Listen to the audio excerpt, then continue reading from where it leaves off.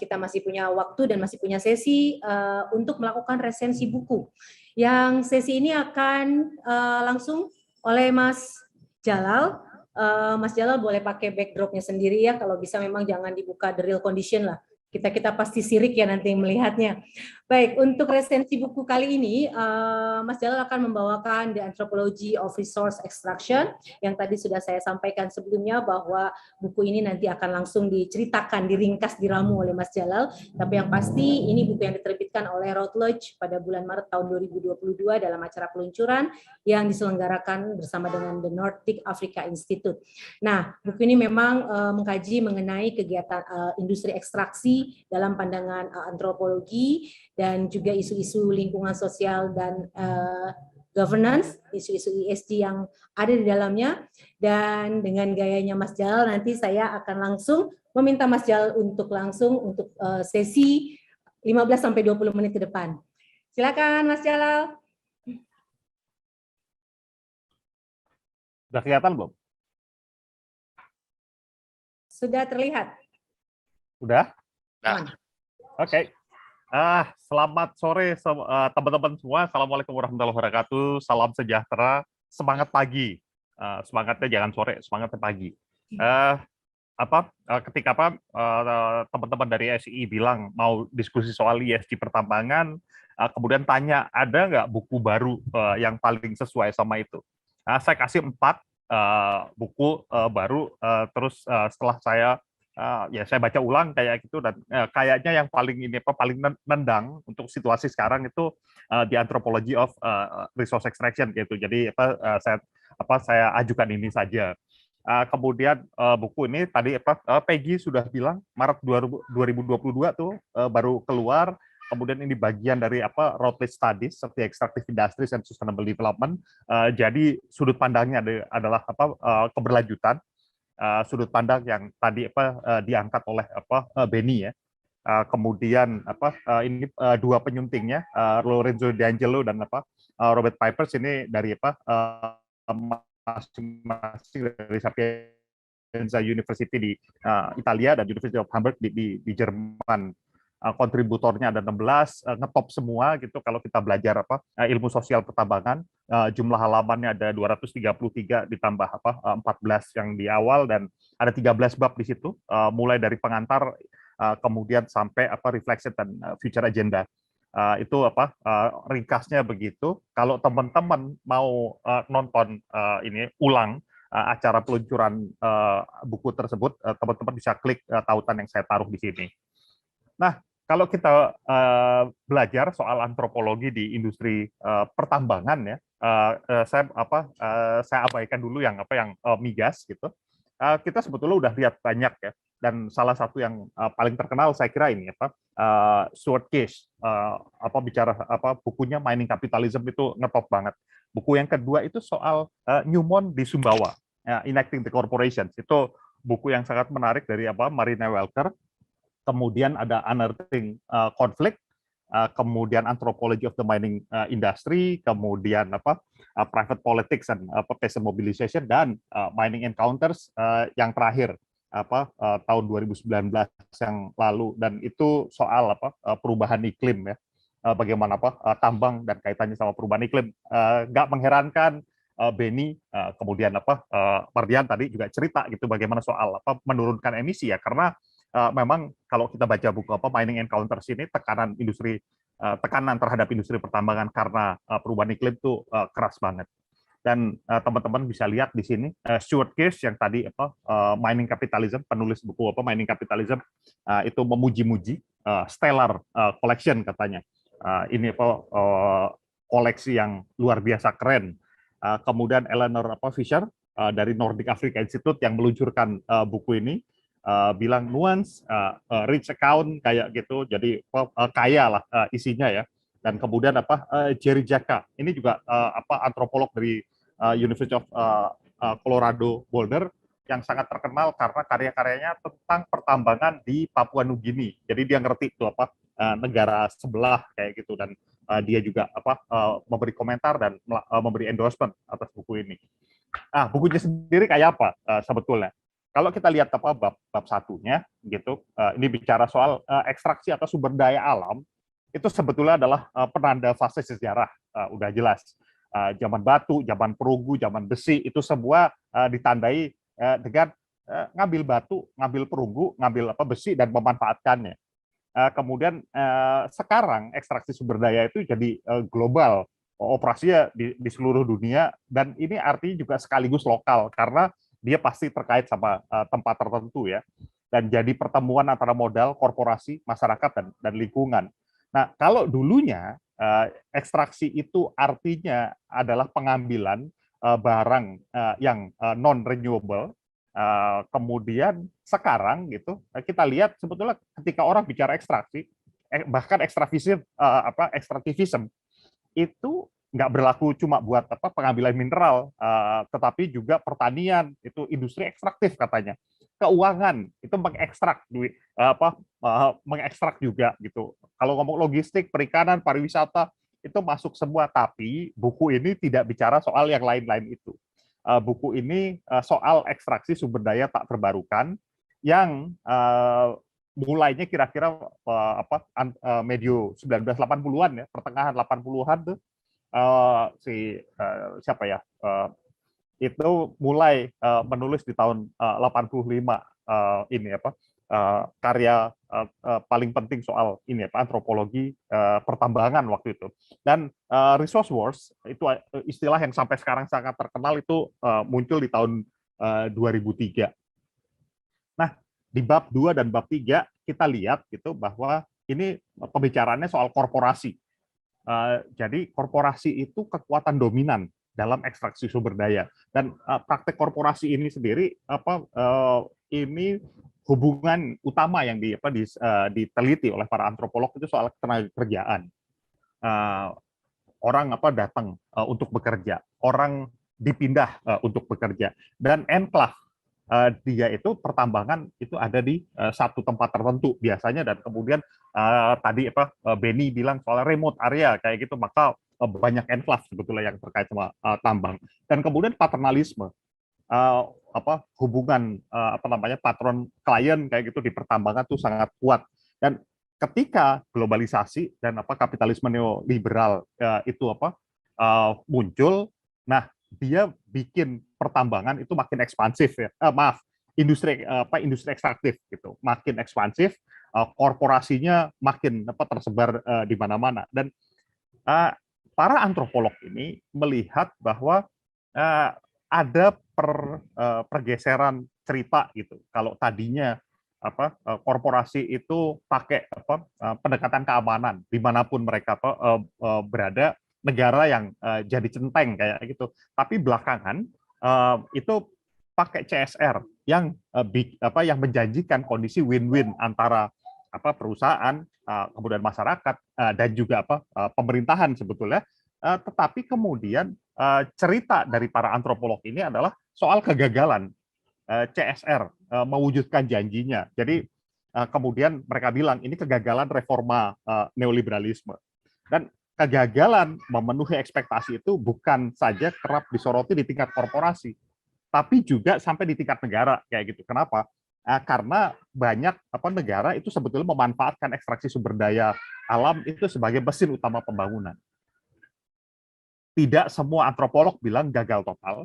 Banyak antropolog yang mengakui terjadi peningkatan kesejahteraan masyarakat, tetapi ketika perusahaannya selesai, mereka tutup tambang, ini kemudian jatuh lagi kesejahteraan masyarakat dan jatuh lagi kesejahteraan negara. Jadi ada ketidakberlanjutan yang mereka deteksi di dalam cerita-cerita itu.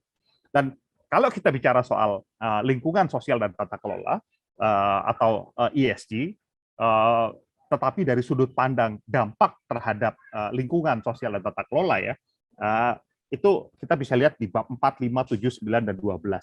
Nah, secara umum, para antropolog ngomongin soal dampak negatif lingkungan, air, keanekaragaman hayati, kayak gitu.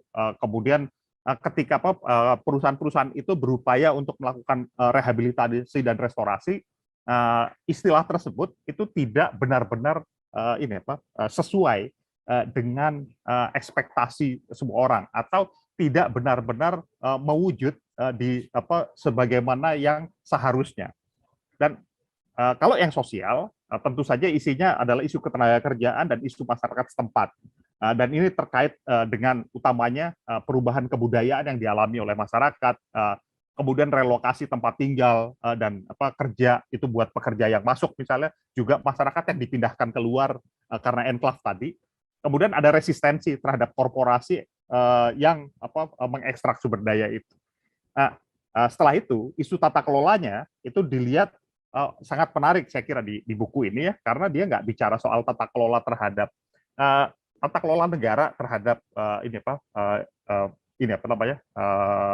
perusahaan-perusahaan ekstraktif, atau bagaimana corporate governance di dalam industri ekstraktif atau perusahaan ekstraktif gitu. Enggak, yang dilihat di sini itu adalah hibridisasi. Jadi yang namanya tata kelola itu ada yang formal, ada yang informal, ada yang modern, ada yang tradisional, negara, non-negara, kemudian lokal, nasional, dan transnasional. Dan di sini dinyatakan bahwa urusan tata kelola itu makin lama makin ruwet. Dan bagian ini juga ESG ini tentu saja kemudian bicara soal keberlanjutan ya, karena itu dampak. Dan dalam industri ekstraktif, keberlanjutan itu ternyata diartikan sangat beragam. Bagaimana GRI mendefinisikan keberlanjutan industri ekstraktif, bagaimana ICMM mau menyatakan pemikirannya soal industri ekstraktif dan sebagainya, apalagi wujudnya di tingkat perusahaan itu macam-macam kayak gitu. Dan di sini perusahaan kebanyakan kan menyatakan bahwa yang namanya keberlanjutan dan profitabilitas itu bisa disatukan. Nah, tapi para antropolog yang menulis di sini itu kerap mengungkapkan sisi kontradiksi di antara keduanya. Jadi yang biasanya menang siapa sih, keberlanjutan atau profitabilitas? Dan kita bisa menduga karena buku ini sifatnya kritis ya kayak gitu. Dan kalau teman-teman periksa di sebelah kanan itu pembicaraannya soal CSR, saya kira sangat menarik kayak gitu, karena CSR itu menurut mereka itu ngasih friendly face kayak gitu, tetapi kemudian juga itu melestarikan apa yang selama ini jadi praktik normal dan belum bisa cukup bikin perubahan sebetulnya. Bab terakhirnya ini soal bab 13. Di sini bilang ada 3 hal yang terus-menerus disoroti kayak gitu. Yang pertama, para antropolog itu ngomongin soal aktor di berbagai tingkat dan perkembangannya. Yang kedua, itu soal dinamika, koneksi, diskoneksi, kemudian inklusi dan eksklusi. Dan yang menarik di situ, yang namanya koneksi, diskoneksi, inklusi, dan eksklusi gitu, itu dikaitkan dengan apa yang dilakukan oleh korporasi lewat alat-alat seperti analisis pemangku kepentingan atau stakeholder analysis. Kemudian menurut buku ini, kalau perusahaan melakukan stakeholder analysis, hasilnya adalah ada stakeholder yang tidak di-engage, kemudian ada yang di-engage, dan itu namanya inklusi, eksklusi, koneksi, dan diskoneksi. Ya, kita bisa mendiskusikan soal ini juga. Dan yang ketiga itu soal resistensi dan konflik. Nah, baru bab ini juga cerita soal kalau ke depan ngapain. Ada soal artificial intelligence, ada soal perubahan iklim, artificial intelligence, robot, otomasi, teknologi hijau, bioteknologi, kayak yang dibicarakan sama Mardian sore ini ya, itu adalah wilayah yang sangat perlu diselidiki oleh antropologi industri ekstraktif. Nah, pengamatan saya yang pertama, buku ini tuh sangat perhatian pada CSR. Ini muncul di berbagai bab. Nah, tapi tentu saja karena seri buku ini soal keberlanjutan, maka pertanyaan CSR-nya itu beneran kayak gitu. Apakah tujuan keberlanjutan yang katanya mau dicapai lewat CSR ini tercapai atau tidak, kan kayak gitu.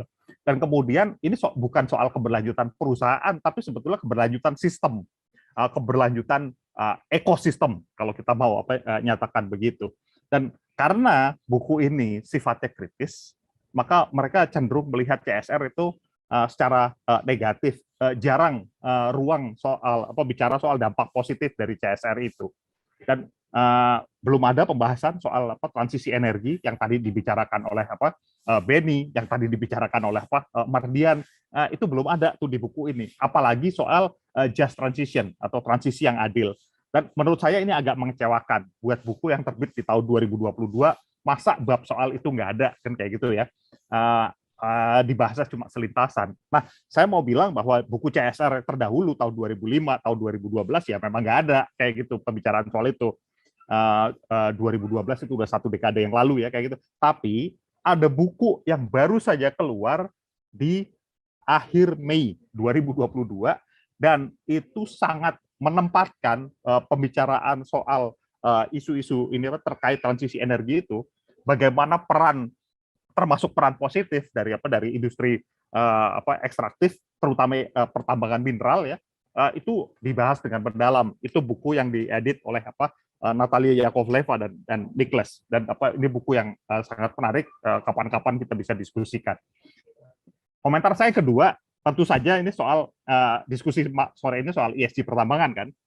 Saya sudah bilang ESG itu ngelihat isu-isu lingkungan sosial dan tata kelola dari outside in, dampaknya terhadap perusahaan. Sementara kalau ngomong keberlanjutan itu inside out. Ini saya ambil dari Pollard dan Babington yang mereka yang mendukung itu banyak. Jadi sebetulnya isunya sama kayak gitu, tapi cara ngelihatnya sudut pandangnya yang berbeda. Nah, buku ini itu cenderungnya inside out.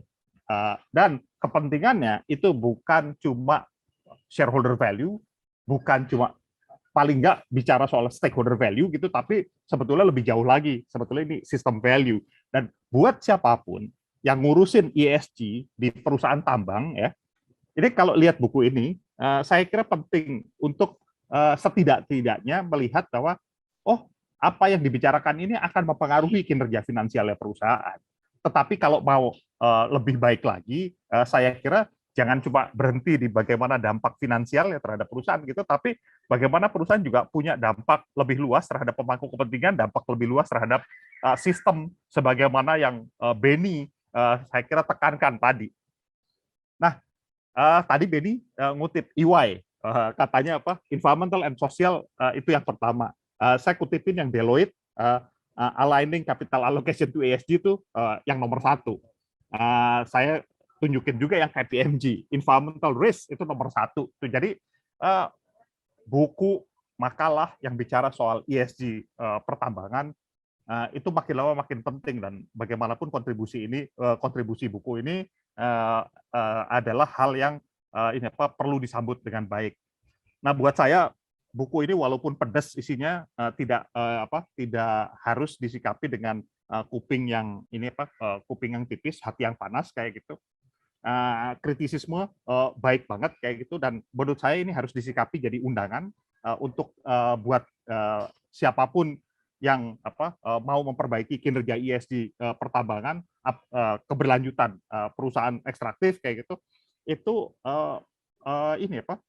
akan dapat manfaat nih dari baca buku ini, termasuk mempertanyakan apakah paradigma keberlanjutan yang dianut perusahaan pertambangan atau perusahaan ekstraktif itu udah bener apa belum sih gitu, di tempat saya kerja bener apa enggak sih gitu.